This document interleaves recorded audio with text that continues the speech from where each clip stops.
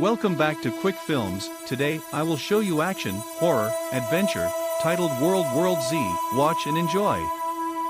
Former UN employee Gerry Lane, his wife Karen, and their two daughters, Rachel and Constance, wake and enjoy a family breakfast. Gerry tells Constance, the youngest daughter, that he quit his job to spend more time with the family. On the TV is some news about strife and talk of martial law. Later, they sit in heavy Philadelphia traffic when the city is attacked by a horde of zombies. These attackers move very quickly, biting people, and the bitten being turned very rapidly. The Lanes are in a car crash during the panic stampede, and Gerry notices it takes approximately 12 seconds for a bitten person to change. As the chaos spreads, the Lanes escape from the city in a stolen RV. They stop near Newark, New Jersey at a large food store where Karen stocks up on whatever food she can scrounge, and Gerry is able to find medication when his eldest daughter, Rachel, who is suffering from a violent asthma attack as a result of the shock and stress of what happened to them. His wife is attacked by looters. Gerry shoots one of them and Karen is let go. For a brief moment, it looks as though a police officer might arrest Gerry despite his holding the rifle over his head, but the officer is simply looking for supplies himself. Outside the store, the family takes refuge in an apartment complex in Newark. Deputy Secretary General Thierry Motoni, an old friend of Gerry's, calls and tells the family that he is sending a helicopter to rescue them. However, it will take until the next morning to arrive. The Lanes hide out in a small apartment with a Latino family. One of the children, a boy named Tomas, speaks English and translates for the Lanes. Gerry, believing that the best chance of survival is to keep moving, is unable to convince Tomas' family to leave with them. The next morning, the Lanes creep through the mostly abandoned tenement trying to find the roof, but the undead detect them, and they are chased to the roof. They find Tomas on the way. When Gerry is attacked by several zombies, they spew blood on him. Arriving on the roof, Gerry steps to the edge, ready to throw himself off if the blood spilled on his face makes him turn. He doesn't, and, after holding off another horde of the undead, the family boards the chopper and escapes. The helicopter takes the Lanes to a U.S. Navy aircraft carrier off the coast of New York City, with a whole group of other refugees.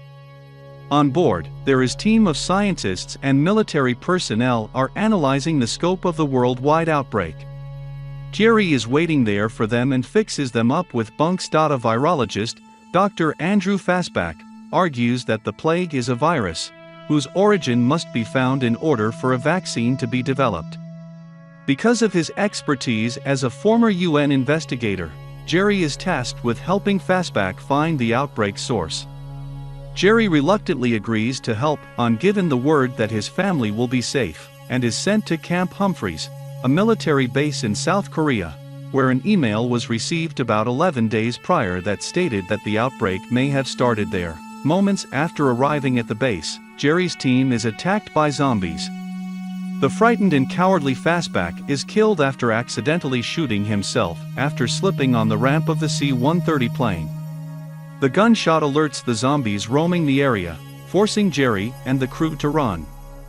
After being rescued by the base's surviving personnel, Gerry learns that the zombies are attracted to noise.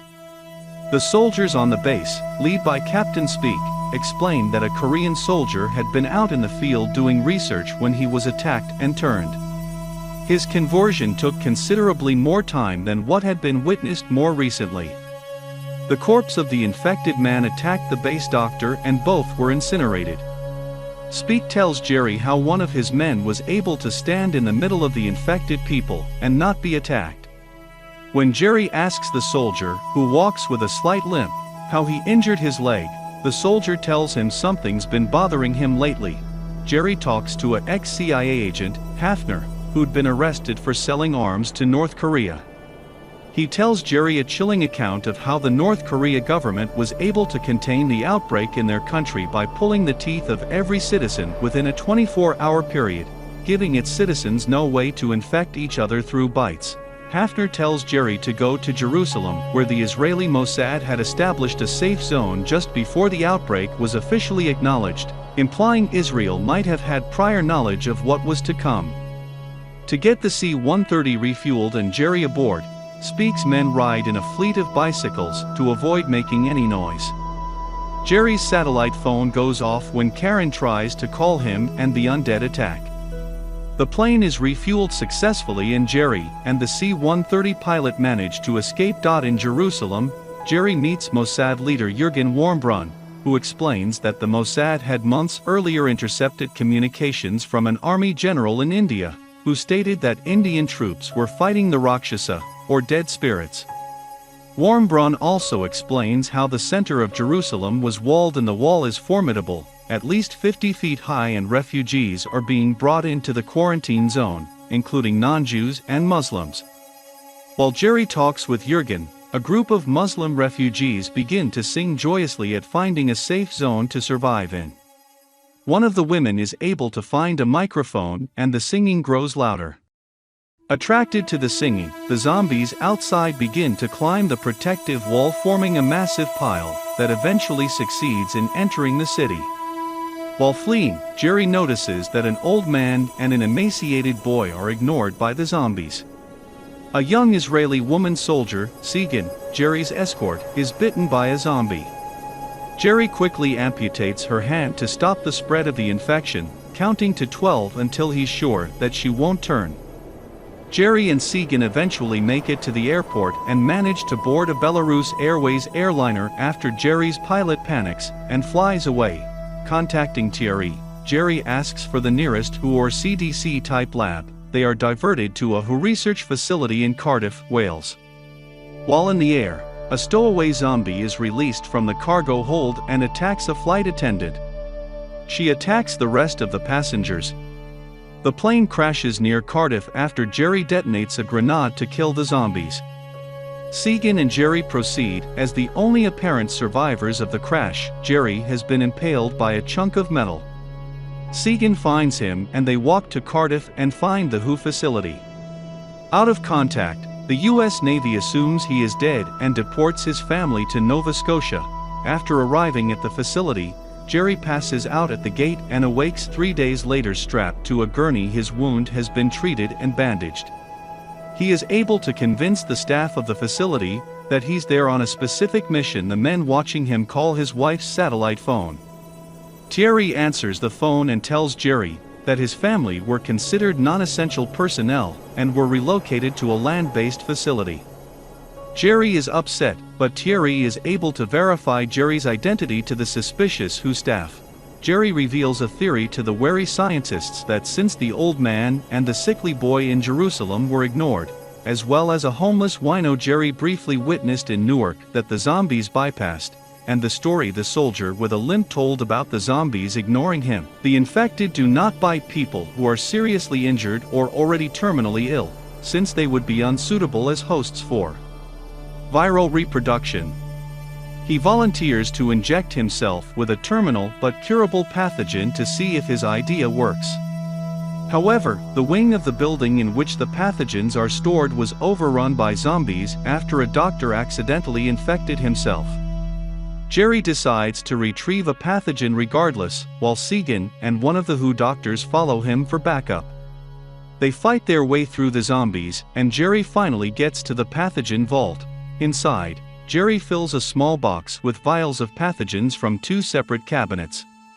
The scientists watch him on camera, remarking that the left cabinet contains deadly and incurable diseases. Gerry gets ready to leave and sees one of the undead doctors outside. Cornered and without a suitable weapon, he decides to inject himself to see if his theory will work. He shows the scientists a note saying "Tell my family I love them" and chooses a vial at random from the box. Gerry waits a short time and opens the door to the vault. The former doctor ignores him and Gerry is able to walk out, past the horde of zombies that have infested the facility. After he makes it back to the safe part of the facility, everyone rejoices at his theory's success, and the doctors cure him of the pathogen. Gerry returns to his family, in a safe zone in Freeport, Nova Scotia. A vaccine derived from deadly pathogens is developed that can act as camouflage for the troops battling the infected. Airdrops are performed, delivering the pathogen to all parts of the world. Human offensives begin against the zombies and hope is restored. Russia is particularly successful in halting the pandemic with military and civilian force. Gerry comments, "This isn't the end. Not even close." Thank you for watching. I hope you enjoy Movie Insider videos we upload daily. Like and subscribe.